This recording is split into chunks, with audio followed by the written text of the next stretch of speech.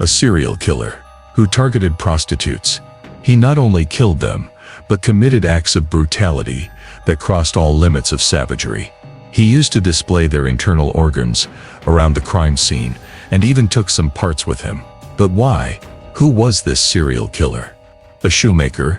A prince? Or just an ordinary man? Why did this case end up at a dead end even after such a long list of suspects? What was found after 100 years that made this case reopen again? What was written on that watch? What is the secret of that diary? To know all this, stay with the video till the end. In the mid-19th century, the population of London and the United Kingdom suddenly started increasing. The reason was Irish immigrants who were fleeing their country due to famine and were seeking refuge in other nations, especially the United Kingdom, and London became their first choice. Because of this, the city's population had become limitless. As a result, poverty also increased. Many people had no roof to sleep under, no food to fill their stomachs, and almost all paths to employment seemed closed. That's why most of the women pushed themselves into the dark world of prostitution, just to feed their families and children. Whitechapel, an area in London, alone had 62 brothels operating, in which more than 1,200 women were working. And why this became a necessity? You can understand by the fact that in Whitechapel alone, every night around 8,500 poor children wandered around looking for a place to sleep. Poverty, helplessness, and unemployment also drove people towards crime. Small thefts, robberies, pickpocketing, intimidation, alcoholism, and fights had all become normal things. There wasn't a single day when people in Whitechapel or London didn't hear about some crime story. Yet people were fearless, because these were petty incidents which the police and administration were trying to control.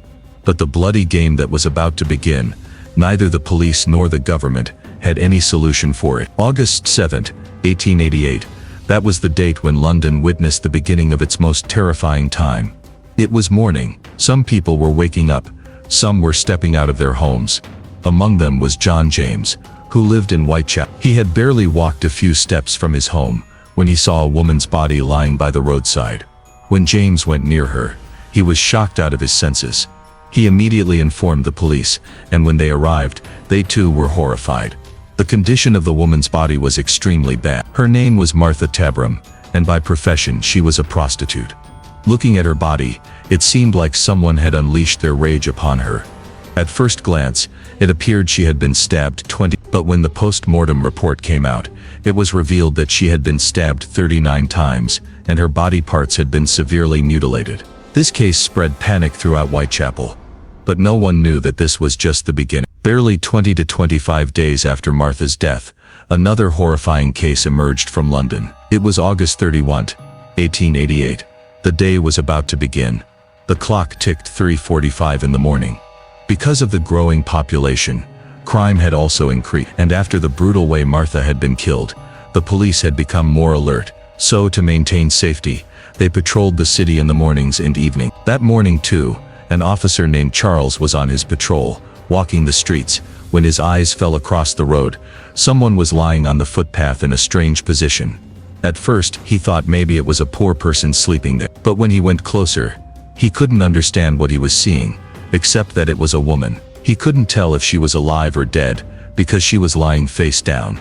Just then, another officer who was also patrolling arrived, and the two began inspecting the woman. But it was too dark to see clearly. One of them went a little distance away to bring a lantern. When they turned the woman's body, both their eyes widened in shock, because she was dead. But it seemed she had been killed only moments earlier. Her body was still bleeding. Although there were no visible external wounds, when the body was taken for post-mortem, the truth stunned everyone. She had 2 deep knife cuts on her neck. So deep that both her windpipe and food pipe were severed. Even more shocking was that her body had been tortured in several places.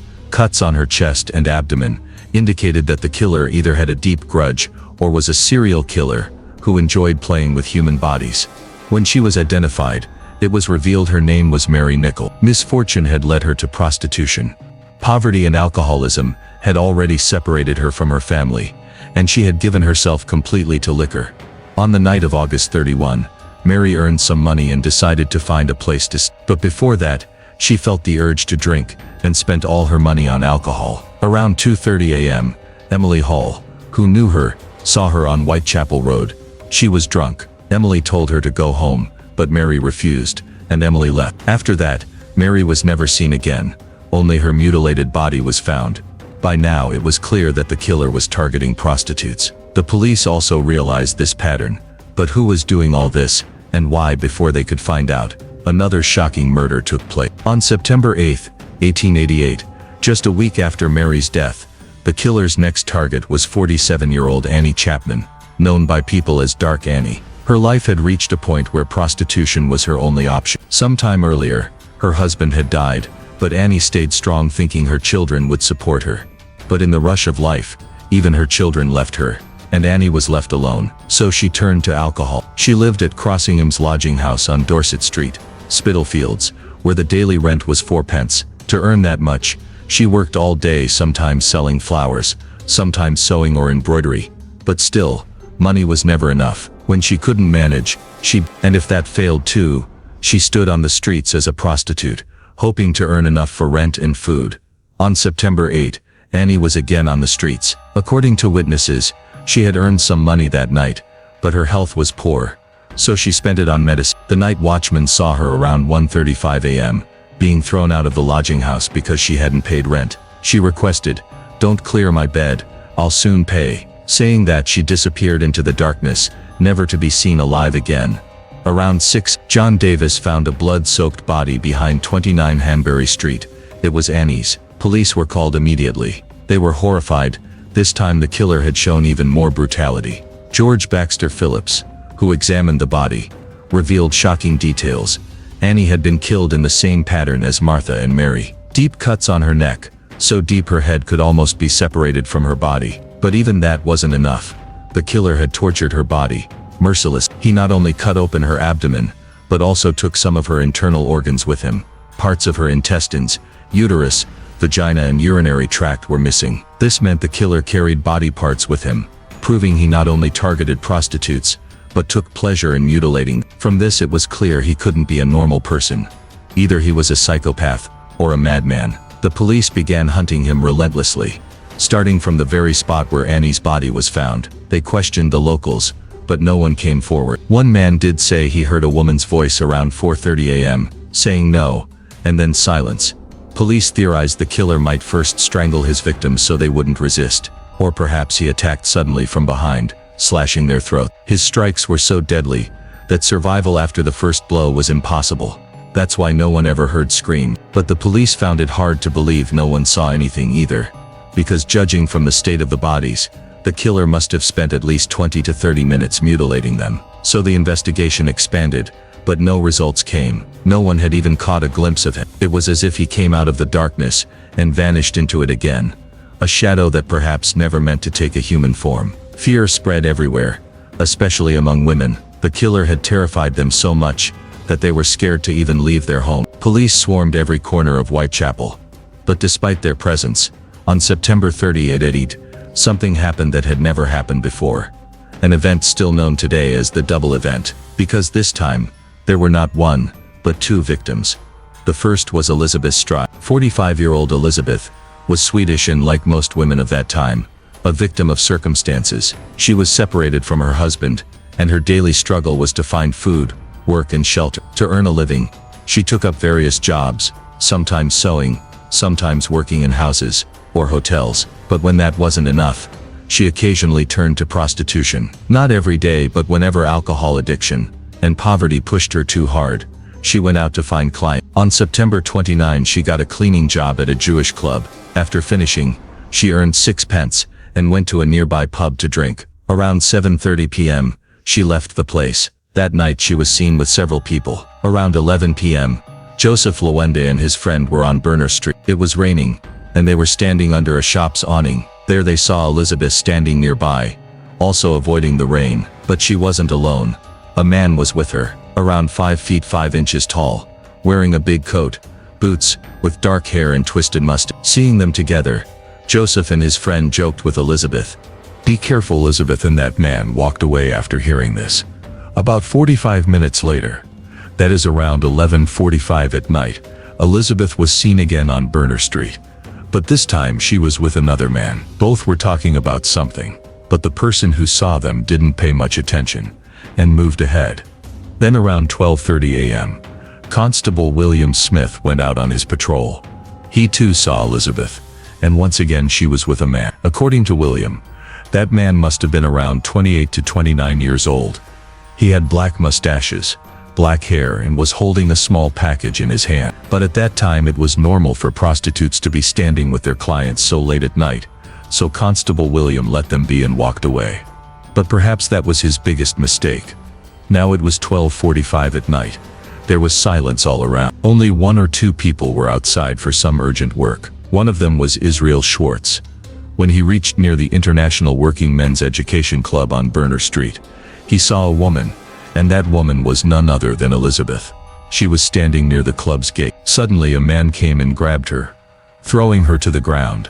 Schwartz saw this and shouted loudly to save the woman. Seeing him, the man, the killer, left Elizabeth and using the word Lipski, which at that time was a slang insult used for Jews, ran toward Schwartz to catch him. Seeing this, Schwartz was terrified. He immediately started running and didn't stop until the killer gave up chasing him. By now it was around. Schwartz was safe, but he felt regret that the woman, Elizabeth, was still left there with that killer, and he knew what might happen to her, because he too had heard about all these previous cases. Meanwhile, the manager of the same club, Louis Diemschutz, arrived in his horse car. It was dark in the lane, so nothing was visible. But after moving a short distance, his horse suddenly stopped walking. He realized something was wrong. So he checked with his whip and felt as if someone was lying in the way. He got frightened and immediately shouted as he ran inside the club. He gathered people, and under the light of a lantern they saw that a woman was lying on the road, covered in blood. But perhaps she was still alive. So Dr. Blackwell was called. He arrived and declared Elizabeth dead at exactly 1:16 a.m. Soon after, the police also arrived. But when they looked at Elizabeth's body, they were confused. There was only one cut mark on her neck. According to Dr. Blackwell, it was a wound about 6 inches long. Apart from that, there were no other cuts, wounds, or injuries on her body. So the police were puzzled. Why did the killer kill her in such a normal way? Then the doctor said that perhaps while he was killing Elizabeth, someone might have come there and seen him, and the killer saw that person too. That's why, in his hurry to escape, he didn't mutilate Elizabeth's body this time. The doctor was so sure because the neck wound was exactly like those on the previous victims' bodies. This theory seemed correct to the police as well. The club manager also said in his statement that when he reached there, the killer might still have been present, but escaped in the darkness. The police were still investigating when, on that same night, another horrifying incident shook the entire city. Just 45 minutes after Elizabeth's death, the killer made another woman his next target. This woman was Catherine, a cheerful and lively person, very different from the others. Her life too had many problems, but instead of getting depressed, she faced every trouble with courage and a smile. However, she too had a habit of drinking, and when needed she worked as a prostitute. On the night of September 29, when Elizabeth was murdered, Catherine was wandering on the streets, completely drunk. When the police saw her, they were worried that something wrong might happen to her. She was so drunk that even if the killer came in front of her, she wouldn't have been able to run away. So for her safety, the police took her into custody and kept her at the Bishopsgate police station. But since she hadn't committed any crime, they couldn't keep her in jail for long. So when Catherine sobered up a bit, the police released her.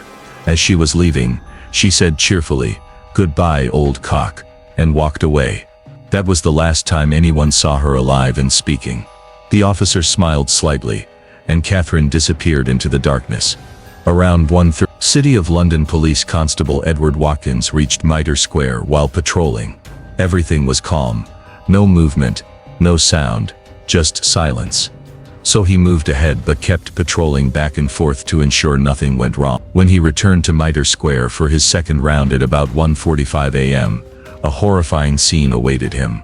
A faintly glowing lamp was lying on the ground, and next to it lay Catherine's lifeless body, a sight so gruesome that anyone would shudder. Her body had been torn apart brutally, with cuts everywhere. Watkins couldn't believe his eyes. How could a human be such a monster? He couldn't even bear to look at her body, so he immediately called for another police officer. Soon a few people gathered there, and whoever saw her body screamed in horror. Blood was splattered everywhere. Catherine's neck had been cut so deeply that the knife had sliced through her spinal bone and come out the other side. Her cheeks had deep cuts, even her eyelids were slashed. Her stomach was completely ripped open. Her nose was cut off and her uterus and one kidney were missing. The scene was so horrific that even the toughest hearts would tremble. The police quickly collected her body parts and sent the body to the morgue. The time gap between Catherine and Elizabeth's murders was only about 15 minutes. On one hand, the police were recovering Elizabeth's body. On the other, Catherine was being butchered. When the police analyzed it deeply, they understood that because of the fear of being caught, the killer couldn't mutilate Elizabeth's body, or didn't get the chance. So he grew restless. When he saw Catherine alone, he made her his next target, and unleashed all his rage on her. That meant he was now becoming addicted to torturing women, so it was urgent to stop him. But the police had neither evidence, nor a description, nor any eyewitness who could tell them anything about him. However, they did find a few small clues. About 300 yards away from Catherine's body, on Golston Street, a blood-stained apron was discovered. Earlier, a blood-soaked handkerchief had also been found, but it didn't belong to the killer. Apart from that, there was a line written on the wall: "The Jews are the men that will not be blamed for nothing." The meaning of this line, why it was written, remains a mystery even today. Because of this message, there was a risk that people's anger might erupt against the Jews, even causing riots. So before anyone else could read it, the police had it wiped off the wall and intensified their investigation. But meanwhile, something happened that shocked even the police. Letters started arriving at police and media offices. Letters written in the name of the same killer they were desperately searching for. Each letter claimed to be from the killer himself, but one particular letter not only made headlines, but also gave this killer a name: Jack the Ripper. On September 27, 1888, a letter arrived at the Central News Agency office. It was written in red ink with strange uneven handwriting.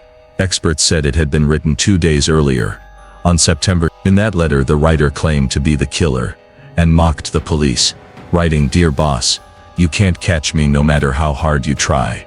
He even threatened that his next victim's ears would be cut off. After finishing, he signed at the end, "Yours truly, Jack the Ripper." That's where the name came from, Jack the Ripper.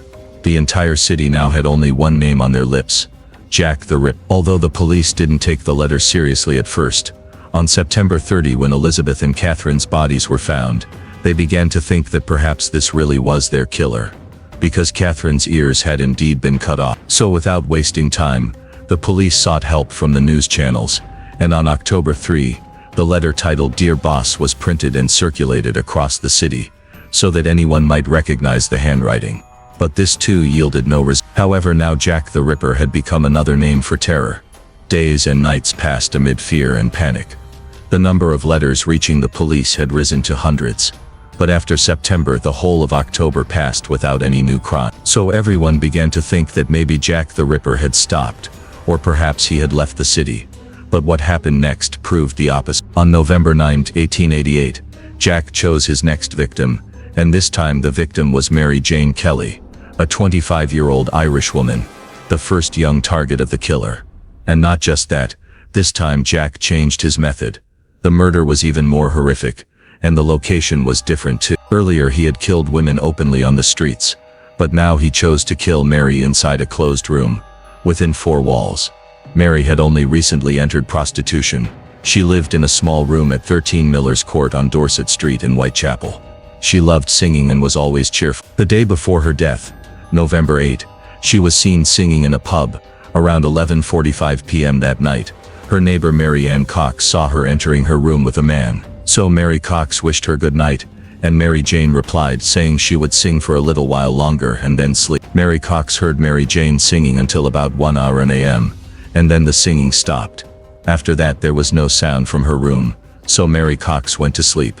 The next morning, around 10:45 a.m., as usual, the landlord's assistant came to collect rent. Thomas Byer knocked on Mary's door, but there was no answer. He knocked several times but still no response.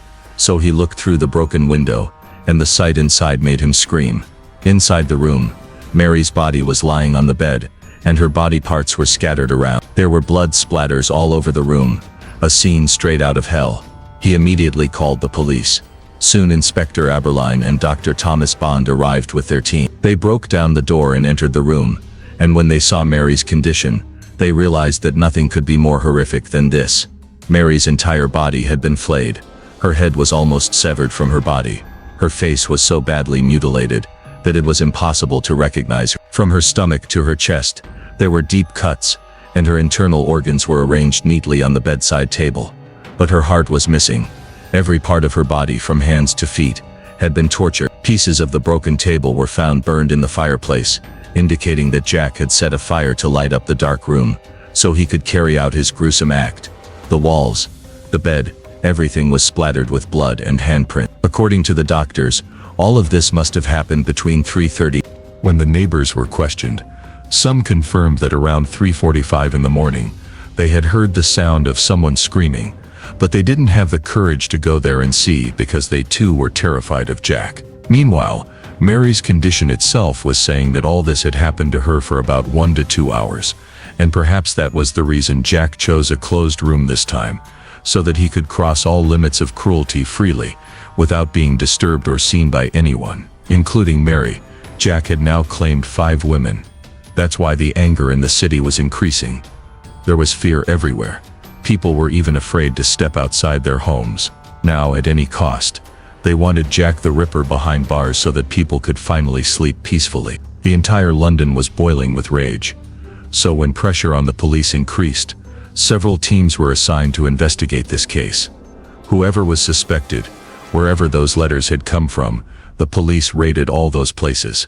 Thousands of houses were searched. Separately, every house was visited. People were questioned. Their statements were recorded, and their handwriting was checked, all in the hope that maybe, just maybe, they would find Jack the Ripper. But still, the police had nothing in their hands. Now, around 300 people were taken into police custody, because the team believed that maybe one among them was Jack the Ripper. Out of these 380 people were interrogated strictly. They were questioned harshly and aggressively. But unfortunately, not a single one of them turned out to be Jack the Ripper. Somewhere, even the police started to feel that perhaps their prime suspect was hidden in that letter received on 6. In fact, the chairman of the Whitechapel Vigilance Committee, John Lusk, received a parcel at his house on October 16. Inside it was a letter. The handwriting was terrible. The grammar wasn't right. The writing style was strange, and there was neither a name nor a nickname on it. Instead, its title was From Hell. Along with the letter, there was also a small box. And when John opened that box, his hands began to tremble, because inside the box was half of a human kidney preserved in ethanol to prevent it from decaying. In the letter it was written, "Dear Lusk, sir, I am sending you half of a woman's kidney. I fried and ate the other half. It was very tasty." Reading this, the ground beneath John Lusk's feet slipped away. According to the police, this was indeed their killer, Jack the Ripper, because after killing Catherine, the killer had taken one of her kidneys with him, and it had only been 15 to 16 days since Catherine's death. So it was very possible that this half kidney was Catherine's. But at that time, technology and medical science had not advanced enough to prove it. Back then, there were only small basic reports, and even they weren't very accurate. DNA testing, covering every single point in autopsy, or taking fingerprints, footprints and matching them, all these things, which seem easy today, were extremely difficult back then. That's why the police couldn't catch the serial killer. Still, all possible suspects were interrogated, and before the world, 2 or 3 names came up, people whom everyone suspected could be Jack the Ripper. The first name among them was Prince Albert Victor. Prince Albert was none other than the son of Queen Victoria, a royal heir being accused of being the bloodthirsty murderer Jack the Ripper. But even behind this, there was a mystery. Actually, Prince Albert was a very colorful and pleasure-loving man.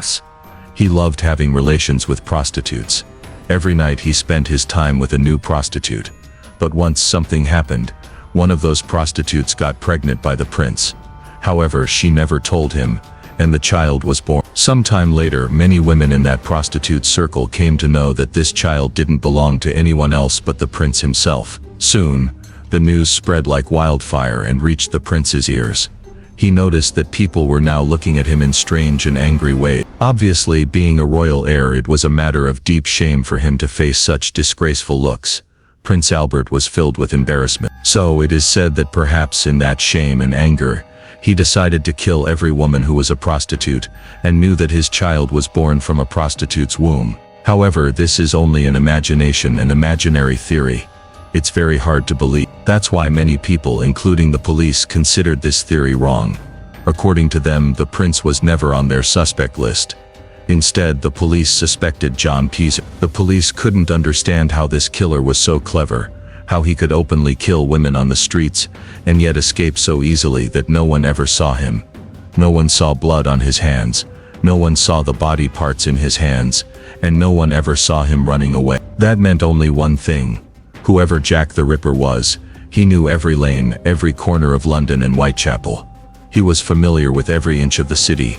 That's why he always escaped easily. So the police started asking people if there was anyone who knew every small detail about the city. During this questioning, many names came up, but suspicion pointed toward John, because when the friends of the murdered prostitutes and other women of that area were asked about Jack, they mentioned a man who often forced them to provide services. This man always came at night and wore an apron made of pure leather. The frightening thing was that inside that apron he always carried 3 knives and 2 cutters. Seeing them, the women would get so terrified that they refused to provide him service. These women had named this mysterious man Leather Apron, and before the name Jack the Ripper became famous, this serial killer was already known on the streets of London as Leather Apron, and that man was none other than John Peaser, who owned a leather shoe shop in the middle of the city. He used to make shoes, and his personality was very strange. He too was a man of colorful habits, and often called prostitutes at night for service. 3 cases had already been filed against him in which he had misbehaved with prostitutes. In fact, in 2 cases he had attacked women with a knife. So naturally, John became the police's prime suspect. He was arrested, and his name was publicly announced. But that turned out to be the biggest mistake. As soon as John Peaser's name came out, his wife began to hate him. She was so furious that when John was released by the police due to lack of evidence, his wife killed him. Thus the police interrogation remained incomplete, and John died.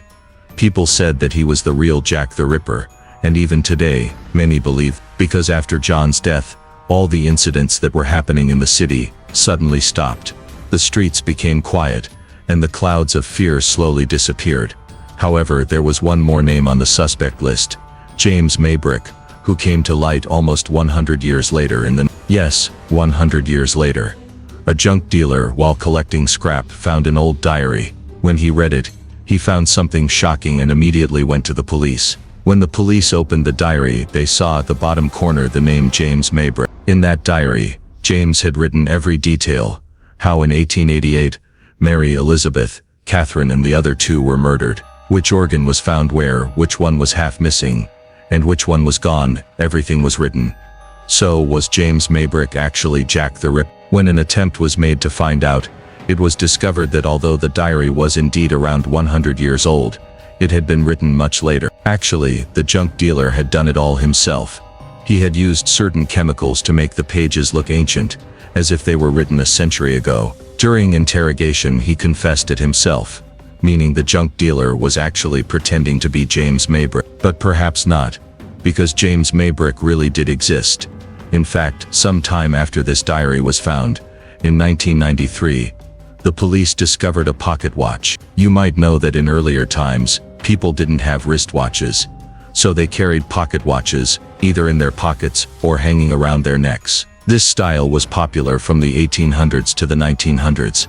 When this watch was examined, it too was around 100. When the police opened the cover of the watch, they found letters engraved inside, a total of 5 alphabets, and beneath them it was written, "I am Jack."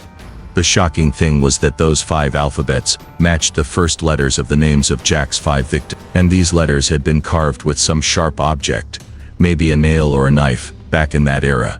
So the police questioned James Maybrick's relatives and descendants, who are still alive today. Then it came to light that James often used to say that he was Jack the Ripper, not only at home but also outside. He repeatedly said that he was the one who did all that. Moreover, he too had sent letters to the police like hundreds of others, claiming that he was Jack the Ripper and that he had committed all those crimes. But whether it was true or false, no one knows, neither the public nor the police. Apart from him, another name came under suspicion: Aaron Kosminski, a Polish Jewish hairdresser. His name came up for the first time. Actually, on August 31, 1888, when Mary Nichols's body was found by the police, they also found a shawl nearby, not belonging to anyone else but Mary herself, completely soaked in blood, lying close to her body. So the police kept it as evidence. But as already mentioned, technology in those days was not advanced enough to collect and test DNA samples from that shawl. However, this work was done around 2. When the DNA samples found on the shawl were tested and compared in the database, they matched with a particular family. The police immediately reached that family's house and told them everything, including that the shawl found near Mary had DNA traces. Then they revealed that their great-grandfather was Aaron, who lived in that area during that time. When more was discovered about Aaron, the police began to believe that perhaps he really was Jack the Ripper, because Aaron suffered from schizophrenia, a severe mental illness in which a person loses the ability to think clearly. Feelings fade away gradually, hallucinations begin, and it becomes difficult to distinguish between reality and illusion.